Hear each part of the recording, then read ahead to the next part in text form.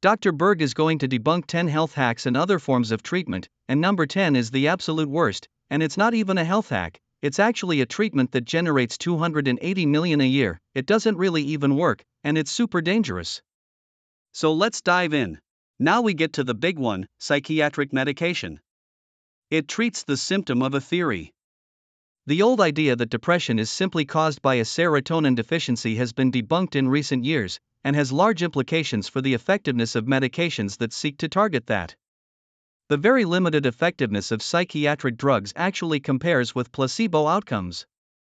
Many of the studies that indicate any effectiveness from psych drugs is owed to the placebo effect. Then people might say, well, okay, so what if it's placebo? If it makes people think it's working and it works for them, great, right? If it didn't account for these serious side effects, emotionally, where you even become more depressed or have all sorts of problems with even feeling emotion in general, that's one of the big side effects, is you just feel like a zombie. I mean, are we supposed to get on this medication and be on it forever or take it for a period of time until it corrects something?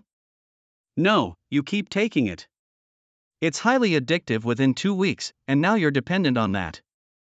And the whole time, the psychiatrist does not evaluate your foods, just giving you a pill for a symptom. And it's hilarious because all the things that the psychiatrist is against is any alternative to medicine, but the worst psychiatric treatment, even worse, Dr. Berg thinks, than drugs, is the ECT, electroconvulsive therapy. If you want to call it a therapy, some doctors even claim that it's safe and effective. They don't even know why it might give some temporary improvement in depression. And they also downplay the long-term effects, and also how many of these problems and side effects come back. And unfortunately, ECT is even administered to certain people that did not give their consent. Sometimes they even give it to people in hospice.